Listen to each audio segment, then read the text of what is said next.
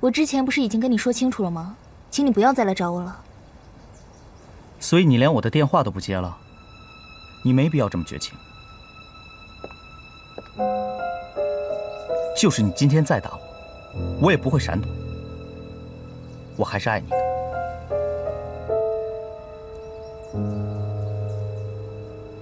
如果你以后再来找我，我就去告诉来雪或者乔金帆。为了金帆的事业，你是不会告诉他的。至于来雪，我才不在乎。过去的爱是不可以回头的。对你不成，对金帆和静媛却可以。你难道不知道他回来了吗？乔金帆真的没有告诉你啊？胡说八道什么？我真替你难过。静媛已经回到乔家，接替来雪的工作了。接下来，她要住进乔家，每天都跟乔金帆朝夕相对，他们都可以旧情复燃，我跟你一样可以啊。你别胡说，我比任何人都相信乔金帆。如果乔家人接受你的话，那么乔继云也不会让静媛回来。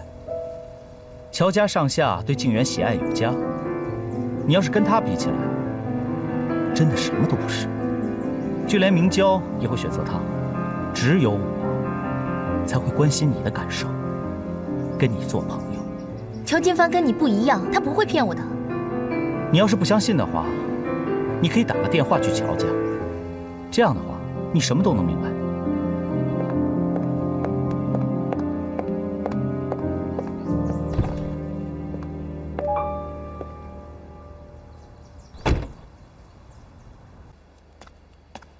有东西吃吗？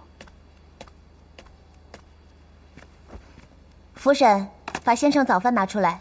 好的，太太。你去香港谈事情顺利吗？挺好的，需要时间磨合，牵扯很多事情，还需要你爸拍板。也是啊，我爸不要我哥碰这个项目，如果真的谈成，他俩的关系就真的雪上加霜了。你放心吧，那是一定的结果。哎，你知道昨天公司的人都在讲什么吗？我没上班，我哪知道啊？你爸从美国请来了一个叫静媛的人，来接替你的位置。听说她是金帆的前女友。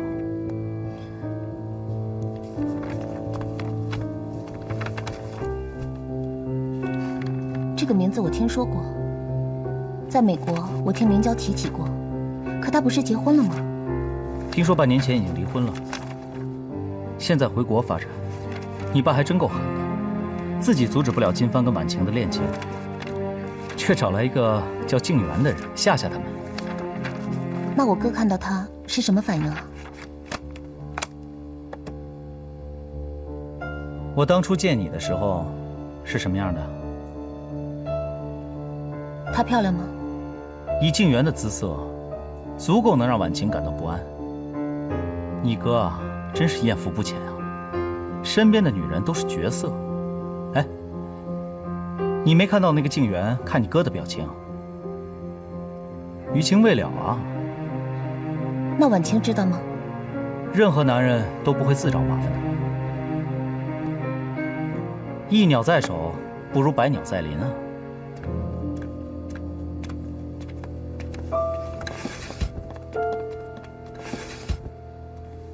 你再说你自己吧。你希望婉晴跟我哥分手，你好趁虚而入是吗？你在说什么？你要是去做妇科检查的话，顺便检查一下你有没有幻想症。哼，我有幻想症，你就是自大狂。你跟我讲话最好客气一点。我是因为不想动胎气，所以我才压着脾气讨好你。我一天没搞清楚你脸上的抓痕是谁抓的，我就一天不罢休。随你怎么想，不要影响我上班的心情。莫林天，我们今天就把话说清楚。公司到底是哪个狐狸精把你迷得团团转，让你整天想往公司里跑？我怀的是你的孩子，你有哪一次陪我去做过检查？你跟我在一起不过是想攀乔家的关系吧？如果你要这么想的话，就把它当成真的吧。反正我现在谁都不怕。我要是离开乔氏，你爸跟你哥都会忍着气挽留我的。莫林天，你没良心，所以你永远得不到夏婉晴，你活该。你再给我说一遍试试。怎么？你想打我呀？打呀！你最好把我打到流产。反正我们第一个孩子也是这么阵亡的。来雪，那一次的意外，难道不是你的手段吗？难道不是你故意陷害婉晴吗？你这是活该！你说什么呢？要想人不知，除非己莫为。好啊，既然你那么讨厌现在的关系，我马上把孩子打掉。你能想到的也只有这些了。好，你什么时候把孩子打掉，那咱们俩的关系就什么时候结束。你，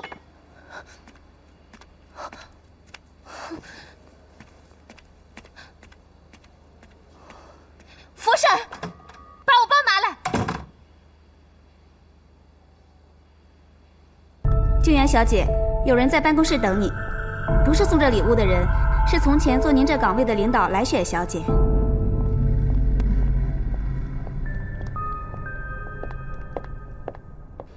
来，这是我在乔氏的会议记录。另外，这是凌天商业计划及高智能项目，你看一下。还有，这是即将开盘的雍景水岸推广书，你都看一下。这是我产假前做的。谢谢你啊，来雪。你别这么客气，你才刚上任，很多事情都需要磨合。现在是乔氏的作战时期，美国做事体系跟中国的又不一样，我也不希望我的心血白费啊。回头我给一些客户打个电话，到时候你做事就事半功倍了。你请产假的时候还要主动帮我，我真是太幸运了。金帆是我哥，婉晴又是我的好朋友，他们这么重视你，我当然要帮你了。是金帆让你来的吧？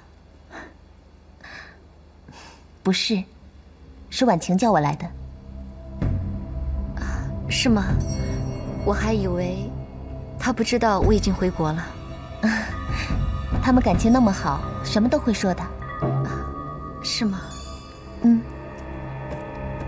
静媛，我知道你没什么亲人，以后你要是有什么事都可以找我。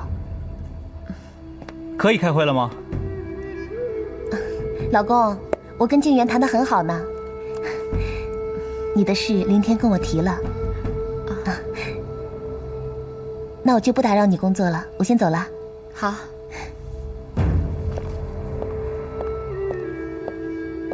老公，下班记得给我打电话啊。谢谢你啊，来雪。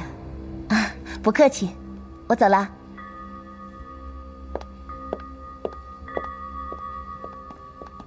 来雪，你什么意思？我只是想毁掉他追回金帆的梦。我想你对夏婉晴的梦也该醒了。另外，我觉得好奇怪啊，你对我哥身边的女人好像都特别感兴趣。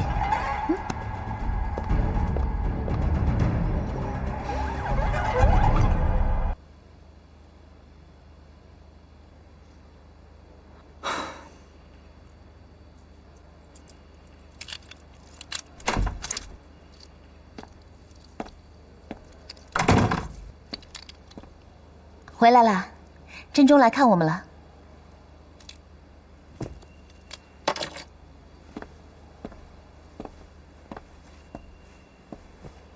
好久不见了，最近怎么样？啊，你们结婚的时候啊，我刚好在外地做一个采访，没赶得上参加你们的婚礼。这不，找时间请你们俩吃饭庆祝。不用了，老同学这么客气干嘛？再说了，也没那个必要。哎，你最近工作怎么样？啊，挺好的，转去财经周刊当副编。这是新的周刊啊，不错啊，好好努力。时间也不早了，我住的比较远，我先回去了，改天咱们再聊。啊，那我送你吧。好。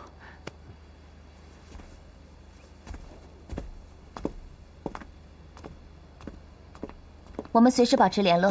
好好好，那我先一路上小心啊！再见啊！你在搞什么？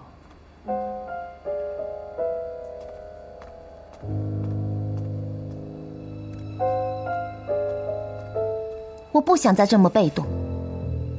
在我开始讨厌自己前，我想要找回原来的自己。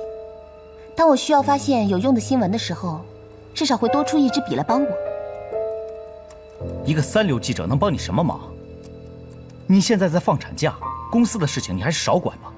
哼，没有人会拒绝一个优秀的免费员工。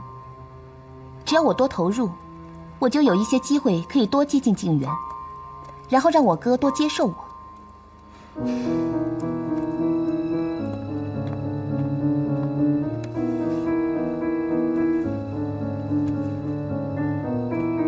所以说，你所做的一切，都是为了让我留意你哥。也许是，也许不是。来雪，你的情绪能不能稳定一点？能不能不要让我一想到回家，就觉得疲惫不堪？为什么疲惫不堪？见到我就疲惫不堪，见到夏婉晴会不会疲惫不堪啊？这和夏婉晴有什么关系啊？我告诉你，没有我的允许，以后不许去跟乔金帆诉苦。哼，我实在想不到理由跟你说可以。我到底做什么了，让你这么发神经啊？你在精神上不忠于我，这就是报应。我知道你脸上的抓痕是婉晴留给你的，哼，今天一大早还跟人家纠缠不清呢。你跟踪我？我跟踪你怎么了？不管你怎么做，你永远赢不了我哥乔金帆。你想让我陷入千夫所指的局面吗？哼，还是你了解我。当一个女人怀孕，身边的人就会对她伸出援手，这可是你们男人永远没有办法得到的权利。那你还不够狠，你应该到婉晴那边再捅我一刀。亲爱的，谢谢你提醒我。你简直不可理喻，我不想再跟你聊下去了，不如我们分居吧。这个家不是你搬就是我搬。在我的世界，我能说分手，你没有资格。为了进乔家，你就对我百依百顺，把我骗到手。怎么，现在有不可取代的地位，就看不上我，把我踢到一边去，好去找夏婉晴是吗？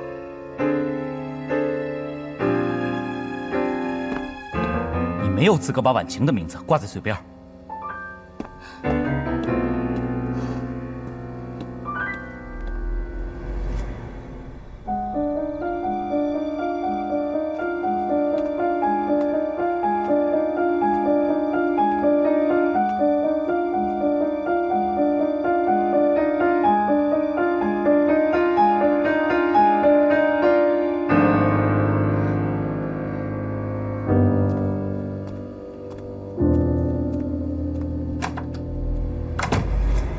婉晴，我求你了，你不要抢走凌天，你看在我孩子的份上，不要拆散我的家庭好不好？我求你了。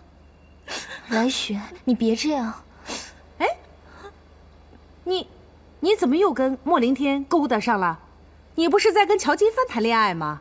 哎呀，这莫凌天怎么能比得上乔金帆呢？我说你这脑子进水了。妈，你在说什么呢？别再添乱了。莫凌天是有妇之夫，婉晴怎么可能跟他有关系呢？现在有不少女孩啊，就喜欢有夫之夫。结果呢，有什么好？最后不还是两败俱伤？婉晴，你可不能这样啊！婉晴啊，老实告诉爸，你跟莫凌天还有来往吗？没有。好了，你听到了吗？当初莫凌天把我们家婉晴抛弃的时候，婉晴可没有大半夜的跑人家里去按门铃。今天你们夫妻出了问题，你应该去找莫凌天，而不是跑到这里来找婉晴啊。我就怕莫凌天跟婉晴还有接触，最后送我一个家变。我们家婉晴不会做这种丢脸的事儿的。好，那你直截了当的说，你今天来的目的到底想干什么？那我就开门见山。我要夏董承诺，夏婉晴不会再跟莫凌天有所接触。要是我们夏董不给你这个承诺呢？那我就一尸两命，死在华朗集团，还有你们家大门口。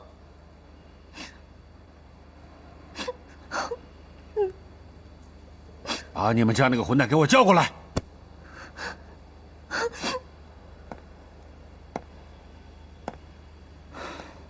夏董，对不起啊，没想到那个疯女人跑到这里来闹。疯女人？哼，她还知道到我这儿来唱苦情戏，她疯吗？你知道吗？一个女人一生当中最笨的日子，就是谈恋爱跟怀孕的期间。这个来雪，她要是挺过这一关，将来绝对是个女强人的料子。我说，你为什么不好好去安抚安抚她，把她收为你自己的武器？将来对你只有好处。你这样闹下去的话，乔继云知道了怎么办？你说你和乔家的事儿，干嘛闹到我们这儿来？到底发生了什么事儿？你说说看。我被来雪给骗了。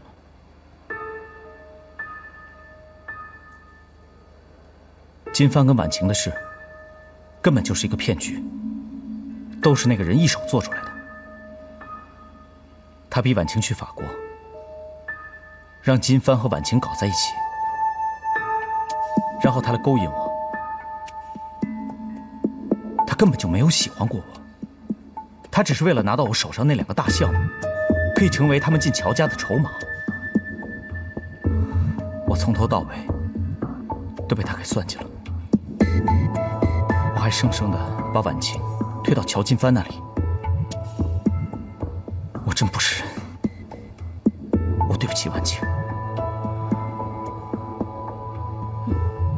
原来是这样，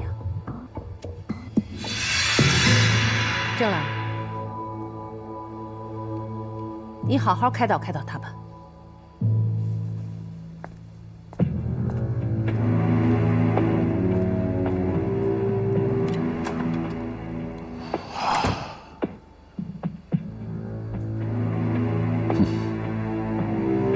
知道懊悔还有点救啊！你现在啊，首先就是要找回你自己当年的雄心啊！你好好回忆一下，当初你是怎么跟我在地产界杀出一条血路，成为我夏正朗看好的接班人？好好回想。而如今你想在乔氏站稳脚跟，你凭的是什么？凭的是你手上那2个项目啊！那才是你安身立命的根本，对吧？现在被一个女人搞乱了你的信念，你还能干什么？夏董，您对我……家和万事兴啊！先把家里那些拖泥带水的事处理干净，再来跟我谈正事儿。是。去看看你老婆吧，她在婉清房间。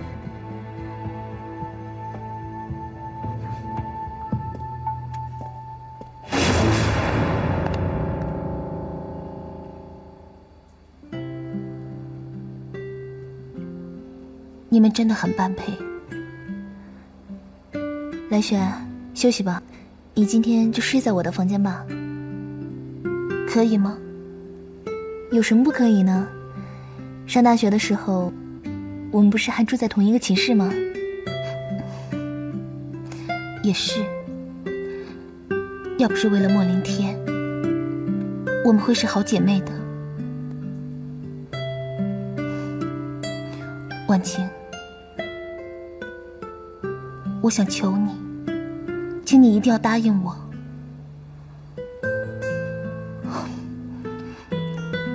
我以前从你手上把莫凌天抢过来，但是我求你，你放过我和宝宝好不好？请你不要记恨我好不好？你在说什么呀？我当然不会记恨你了。你一定不会碰我的东西，对不对？我一定不会。你放心，我一定会看好静远的。我现在跟他关系可好了，我绝不会让他破坏你跟金帆哥的。白雪，谢谢你的好意，但是我比任何人都相信金帆。其实到现在，我已经明白什么是自己真正想要的了。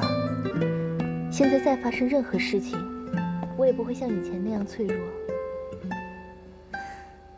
其实，现在无论发生什么样的事情，对我来说，过去的就已经过去了。就比如我跟莫凌天，你现在最重要的任务，就是照顾好自己，让自己平静下来，好好的把孩子生下来，这才是对凌天最大的帮助。另外还要跟凌天好好的过日子，不是吗？对，我一定要好好照顾自己，不给凌天添麻烦。等孩子生下来之后，我们一定会好好的，一定。你们一定会很好的。对。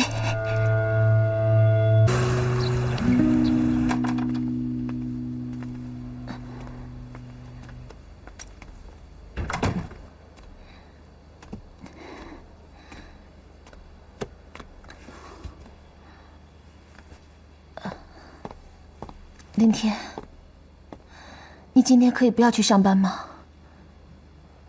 一大清早的，我不想跟你吵架，我还要跟你爸去开会呢。不是的，我刚刚在洗手间，有点落红，我怕是要小产，你可以送我去医院吗？今天要开的会是我主管的2个大项目，我脱不开身，你叫福嫂陪你去吧。再说了，你这么强悍，没那么容易流产的。现在很难打车，你送我到医院门口就行了。可是，那你让我爸派司机过来接我也可以。你想装小产，然后向你爸那边告我的状，你给乔家人的印象还不够差吗？拿200块钱去，什么样的出租车都能打到。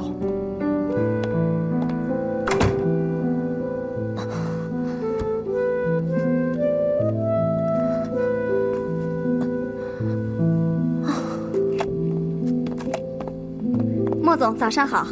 早。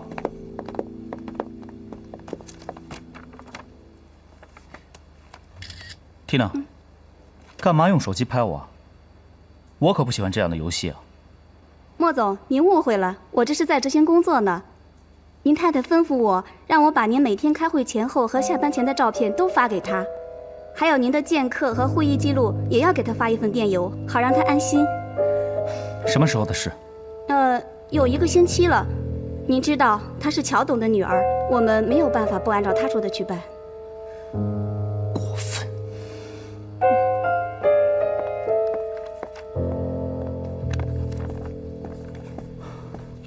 爸，我想私底下跟您聊几句。哎，有什么话你直接讲吧。爸，您可不可以跟来雪讲一下，叫他不要每天安排我的秘书来监视我的行踪？这样的话，我一点人身自由都没有，我的下属又会怎么看我？凌天呐，这是来雪给你的一种特殊的爱啊，挺自豪的吧？你的女人这么在乎你，就是啊。我倒不觉得，我觉得她像神经病。女人得不到男人的关爱，任何人都会得精神病。你有没有检讨？你给她安全感了吗？你凡事都不能多忍让一下，连自己的老婆都搞不定。现在你还有脸跑到我这里来诉苦？爸，我也有我自己的尊严。如果她这么一直下去的话，我真的不知道会怎么样。你想让她怎么做，你才满意？我想离婚。离婚？那雪儿肚子里的孩子呢？孩子打掉了。什么就打掉？你这是人话吗？你给我听好了，在乔氏这个项目还没有搞好之前，你不要给我分心。还有，我乔继云的外孙，不会让他出生就没有父亲了。他不停地跟我身边的人串关系，这等于精神虐待。哼，你这个秘书不给力，你就不懂得换一个吗？这种鸡毛蒜皮的事情，你劳师动众来询问我？好，我放你半天假，好好回去陪陪来雪。还有，在你没给我带来好处之前，最好不要让我觉得你是个麻烦。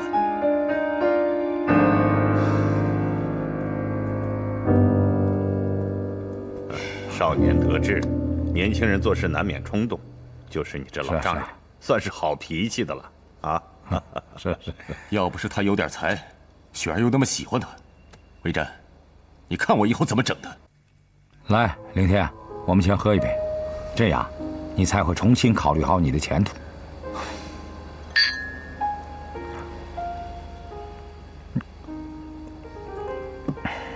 后叔，哎，还是一个人好啊，自由自在。哎呀，你既然叫我一声后叔的话，我就不得不说说你了。你呀，今天太冲动了。没错，你呢是个人才，但是你一天没有立功，一天就要学会忍耐呀。你说你把乔继云惹恼了，那你就会变成一个一事不成的庸才了。好好学会沉得住气。后叔，我实在忍无可忍了。以前我刚进乔氏的时候，乔董什么事情都跟我商量。可是现在，自从我争取萧征的位置以后，你就被打入冷宫了。乔金帆呢，就不费吹灰之力就把那块肥肉吃到嘴了，而且我们家小创也跟着一起提升起来了，对吧？是啊，他们俩都成了你的上司了，这种感觉的确很难受啊。后叔，要是换作是你也会忍无可忍的。来雪在乔继云面前有没有打我的小报告，我一无所知。还有我的2个大项目还没有完成，他就去帮助乔金帆在海外大展拳脚。现在又出现了一个叫静源的人来代替来雪的位置，我真的不知道他以后会找谁来代替我。是啊，所以我今天安排了这个饭局，特别给你压压惊啊。夏董，老谢夏董，夏董你好。看你满脸愁容的啊，怎么家里事还没搞定啊？今天早上闯到了乔继云的办公室，说是要跟来雪离婚。乔继云答应了？没有，他怕孩子出生以后没有父亲。算你小子走运啊！现在大家都在给乔军找麻烦，你呢，就把你那个心稍微收一收，乔氏的江山才有机会是你的。乔氏的江山？你没告诉他？这个夏董啊，没把你当外人。我呢，要不然也不会特意安排今天这个饭局了。做生意要成功，只有2条路：开拓、吞并。有兴趣加入吗？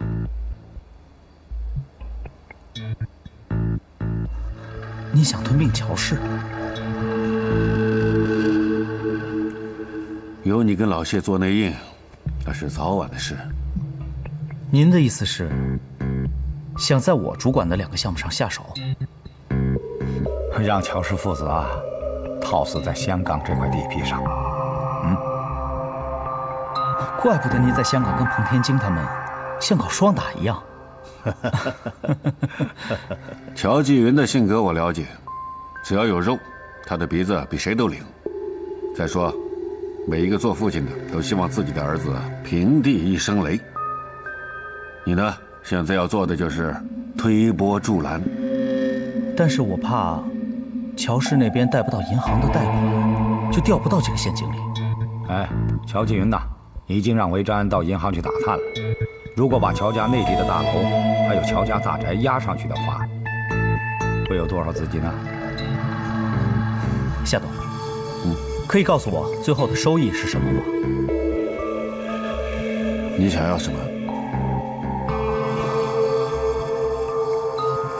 我要乔金帆的一切。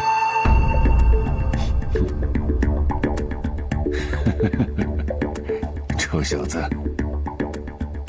还想着婉晴啊？夏董，我就知道您不会让婉晴嫁给一个即将破产的家族。乔继云要是喜欢婉晴的话，静园就不会由美国返回乔氏大楼了。这静园可是个财神爷呀，那是带着10个亿的嫁妆进了乔家大门了。你说，如果他这桶金要倒到乔家这里头，那，怎么样？干杯！好。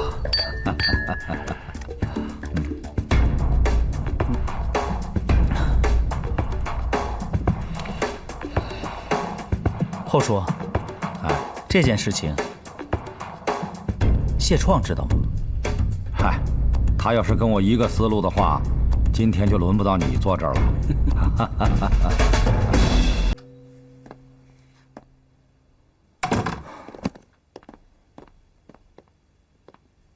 你才回来又要出去啊？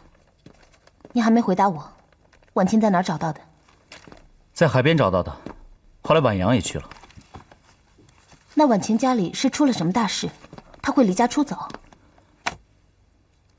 婉阳都不告诉我，婉晴更不会说了。她当然不会告诉你，你又不是我哥。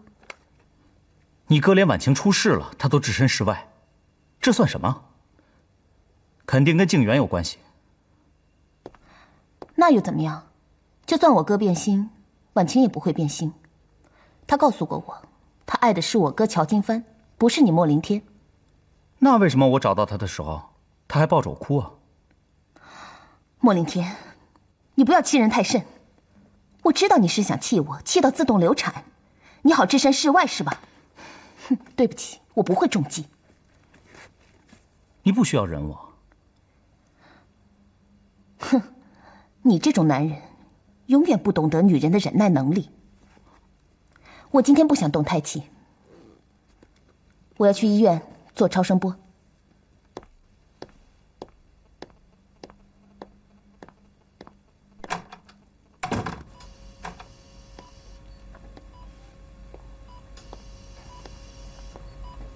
妈，我来看你了。你今天气色很好，是不是正做美梦呢？宝宝已经4个月了，昨天他在我的肚子里动了一下，我兴奋了一整天呢。当妈妈的感觉好神奇。还有，我去做了超声波，你看，这是他的小手，这是他的小脚。医生说，已经基本可以确定宝宝的性别了，但还不能说。妈，你希望宝宝是男孩还是女孩啊？如果当年我是男孩，我们母女俩就不会那么辛苦了。所以我希望宝宝是个男孩，这样奶奶就会再度接受我，我的心里就踏实了。所以呀，你要赶快醒过来，不然你就看不到宝宝出生的时候，宝宝很想外婆亲他呢。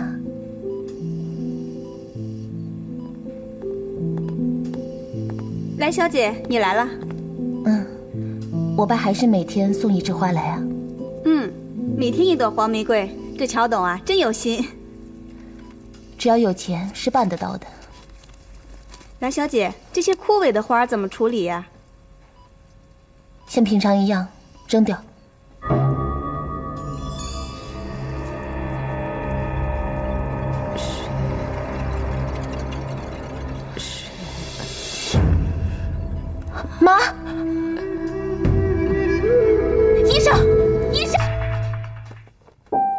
凤仪，凤仪，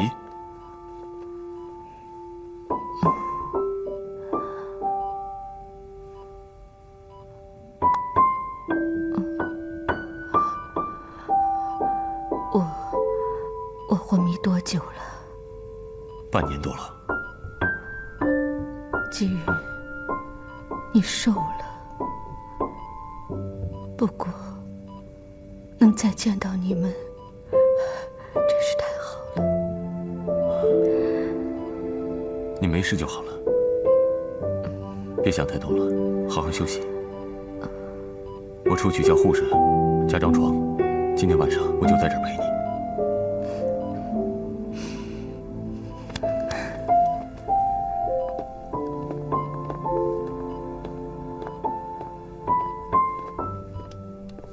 妈，哎，你昏迷的时候，我们经常来看你，说的话，你都能听见吗？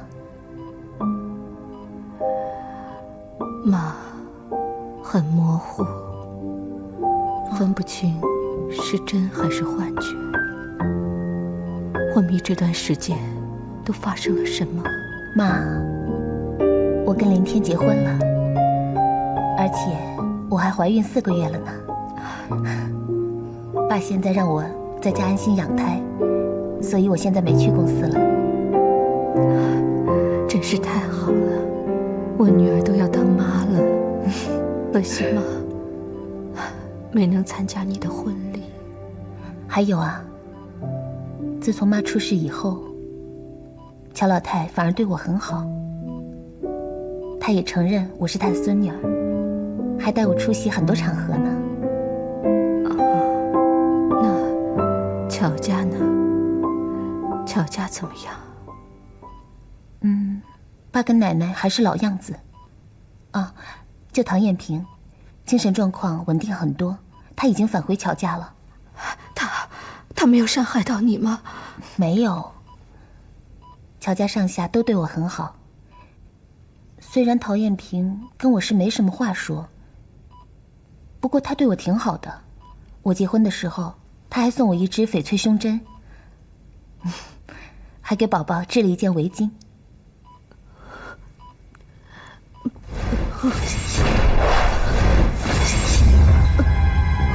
妈，你怎么了？没什么，我可能太累了，不想讲话。不说不说。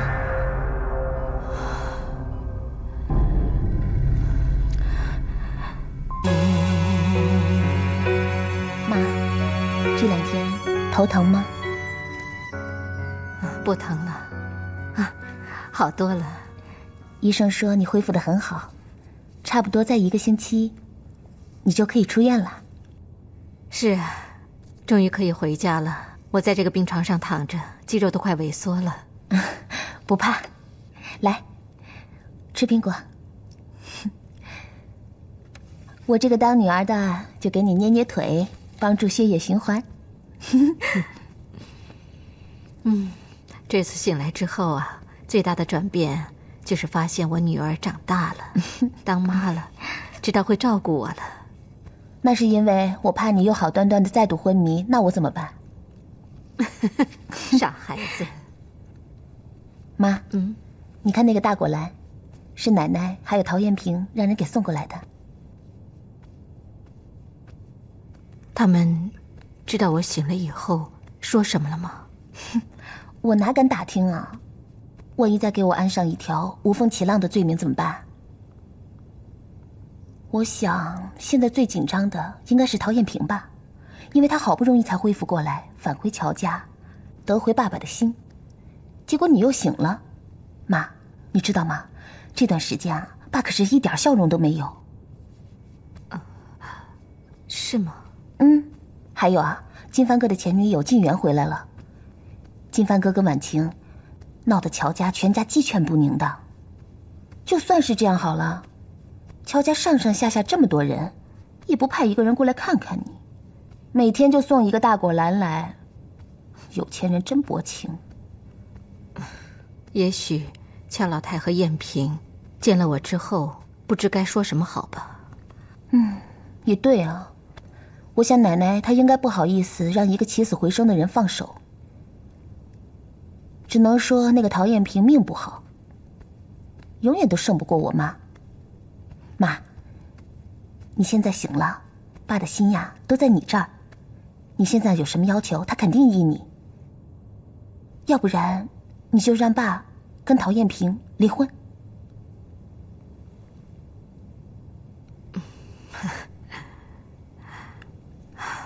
妈通过这件事之后，觉得这个名分远不及活着重要。只要她对我女儿、对我的外孙好就行了。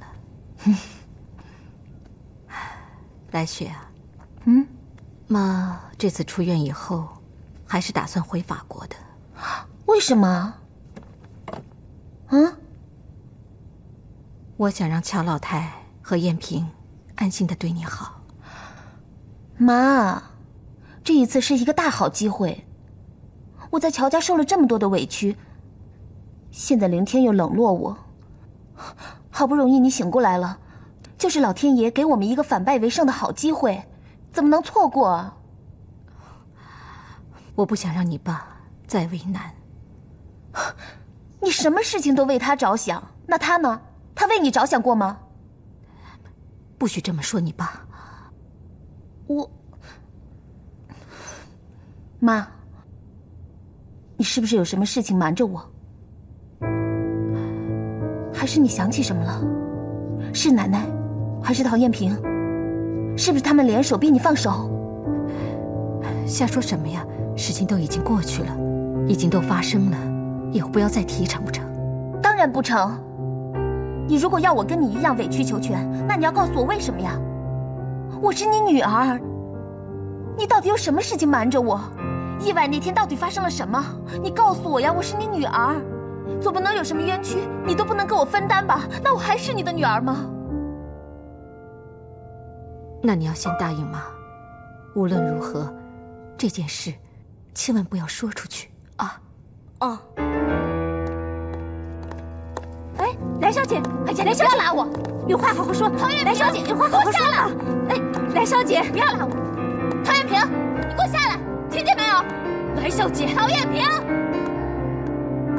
现在才6点，老太太刚起床，乔董他们还在睡觉，你能不能再等一等啊？睡觉？都什么时候了还睡觉？去把陶艳萍给我叫下来。好，来小姐，你先坐会儿。是来雪啊？怎么了？怎么这么愤愤不平的？跟林天又吵架了？奶奶。哦，我知道，你是来找你爸的吧？你应该先打电话来，我好让司机去接你。你看你现在大着个肚子走来走去的，再动了胎气，可怎么得了？我要找陶艳萍，我有事要当面问清楚。什么事儿啊？搞得这么严重？艳萍，再怎么说她也是你的长辈，叫她一声阿姨也是应该的。这样直呼其名，是不是有点太没家教了？哼，家教？我从小就没有一个完整的家，我哪来的家教？如果我没家教，也比那些装疯卖傻的人好。别闹了，怎么跟奶奶说话呢？啊？有什么事情奶奶给你做主。艳萍、来雪，你们留下，季云你去上班吧。不能走，这个事情不能私下处理。你给我去医院！来雪，你干什么呀？爸，你一直被蒙在鼓里，妈的昏迷不是意外，都是因为他。这么多年装疯卖傻，他为的就是要博取你的同情，想保住他在乔家的位置。结果无意间被妈发现了，跟他拉扯才被车撞的。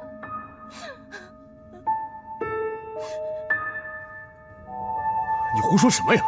我没胡说，你不相信你问他呀。怎么？你说话呀？你还不承认？好了，你当着大家的面说我妈为什么昏迷？来雪，够了！为什么？小小的年纪就这么张狂，我不允许你欺负我们家的媳妇儿。再说了，艳萍的病有目共睹，就因为你一句话，就可以颠倒黑白了？奶奶，既然你还叫我奶奶，那刚才的事情就等于没有发生。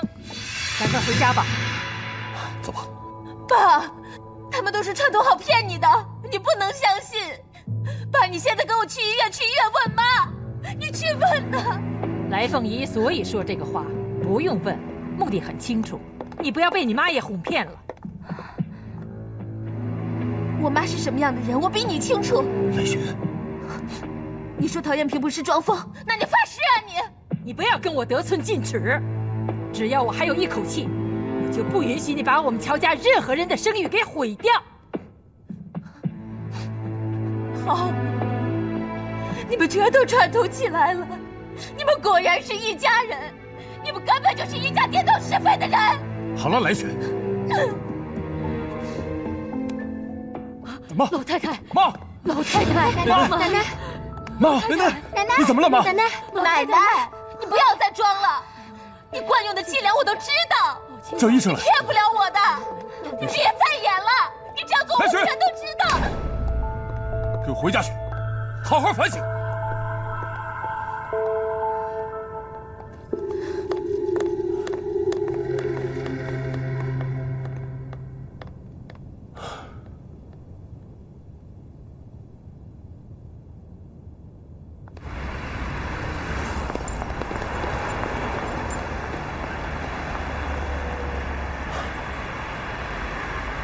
阿雪，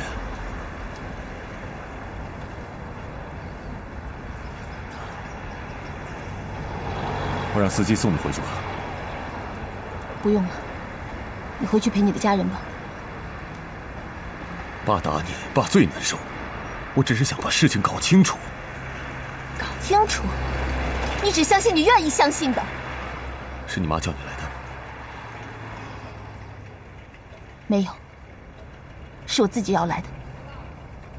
无论如何，他都不愿意说。要不是我一再的逼问他，他甚至连我都不愿意说，就把这件事情烂在肚子里。都什么时候了，他还在为你着想。他怕你为难，怕给你添麻烦。可我就是咽不下这口气。我没他那么伟大，我替他感到不值。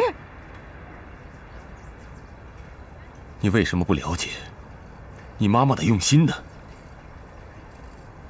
还有，你来之前为什么不告诉我？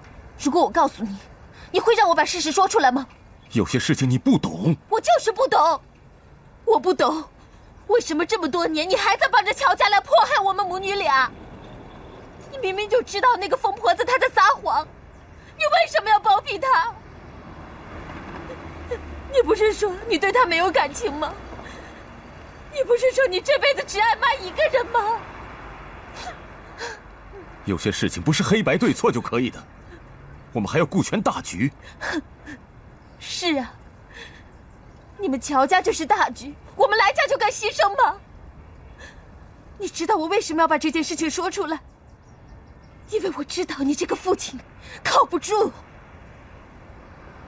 总之，我欠你们母女的。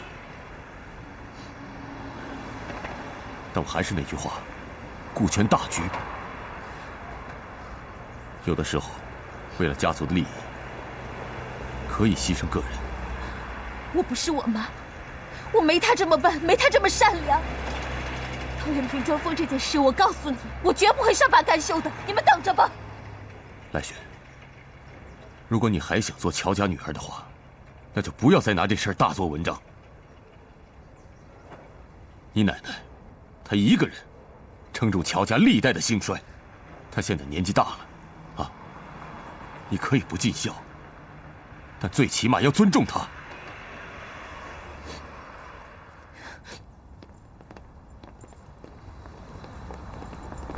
哎，来雪，你听我说。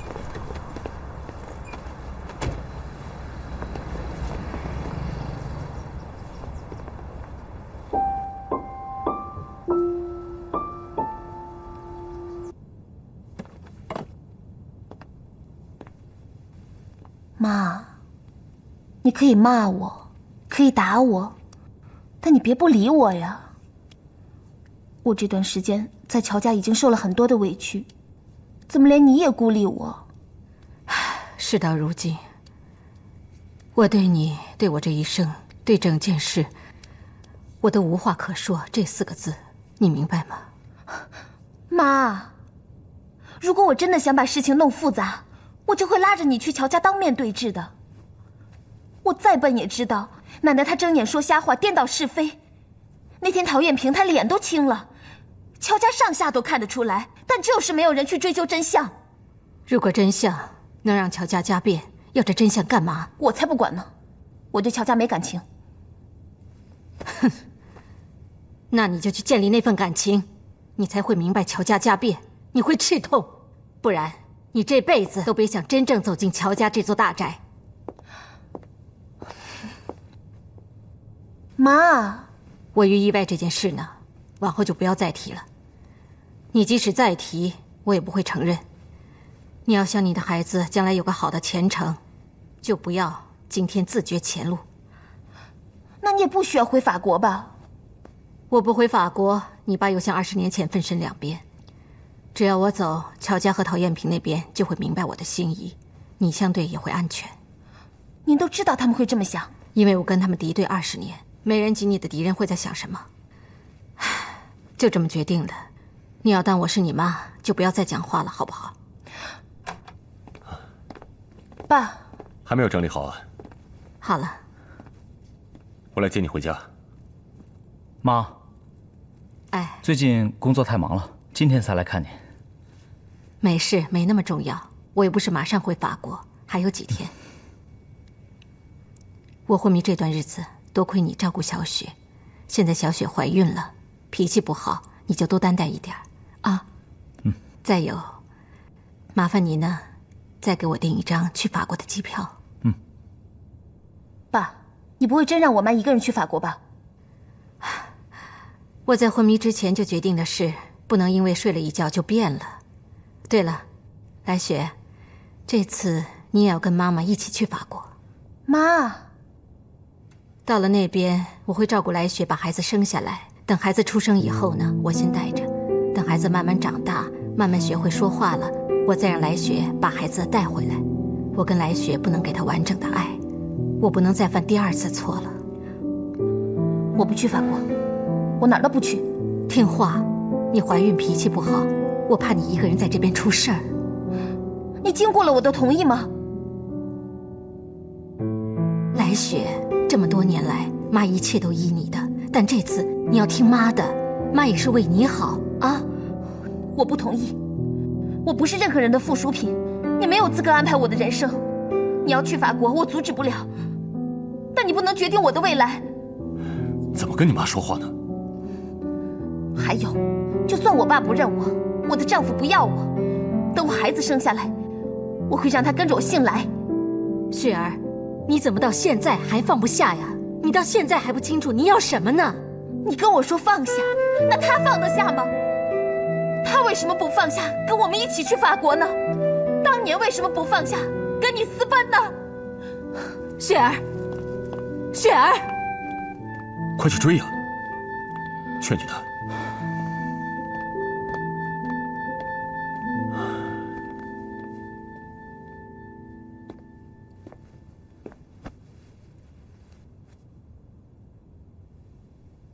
如果你没醒过来的话，这个真相可能就真石沉大海了。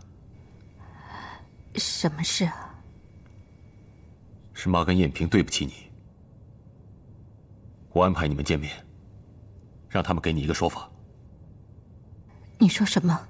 我不明白，我真的什么事都不记得了。是我对不起你，这么多年来，我没有保护好你。其实你不用去法国的，我们在一起，可以堂堂正正的留下来。妈和艳萍不敢说你半句的。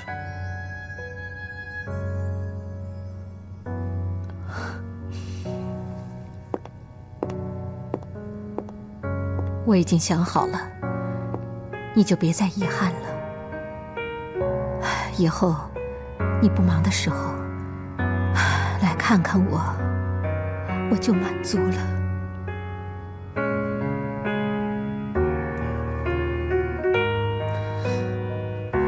你还会等我吗？当然会等你，我都等了大半辈子了，还怕再等几年吗？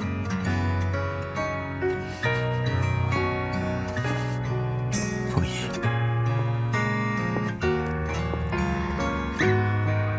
还是你最懂我。我知道，你不光是为了乔氏的江山，其实你最在意的、最在乎的，还是金帆。你那么在乎他，为什么不告诉他呢？你们爷儿俩谁也不肯低头，你们的冷战要到什么时候结束？凤仪，我真的不敢想，他什么时候能像你一样这么理解我。别动！你怎么有这么多白发？疼吗？是因为我吗？我的出现打乱了你的生活。从年轻直到现在，如果当年我没有恰巧看到那则启事，没有心血来潮去乔氏应聘，也许我们就不认识了，也许你就会顺顺利利的结婚生子，转型事业，不用担心我的生活，孩子们也开心。你记不记得有一次我问你，我说你怎么没有白发？你说你可能烦恼少。那个时候我想象中最幸福的事，就是能有一天等你老了，我坐在你旁边，帮你拔掉所有的白发。要相信，还是一种生活。一路上，你和我还有好多的话想要对你说。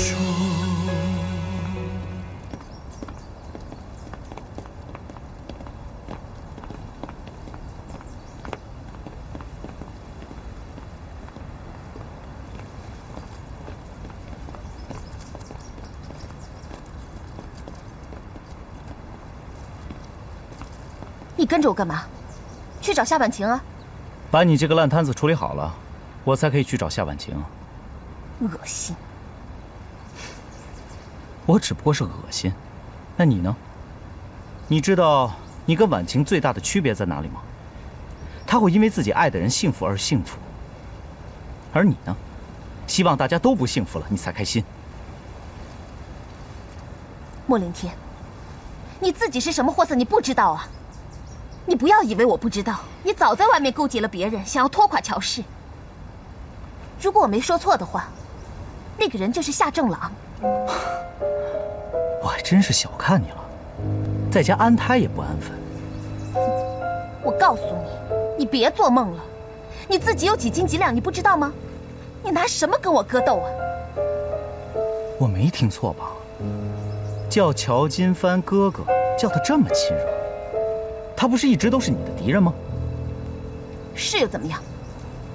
但是我敢肯定，如果我出事，不管他再怎么讨厌我，他都会来救我。可你就不一样了，我怀的是你的孩子，如果真的出事，你也不会理我的。没错，不只是我不会理你，就连你爸、你妈也不会理你的。你打击不了我的，就算我什么都没有，我还有我的孩子。我告诉你，就算这孩子出生，他也得跟我的姓，姓莫。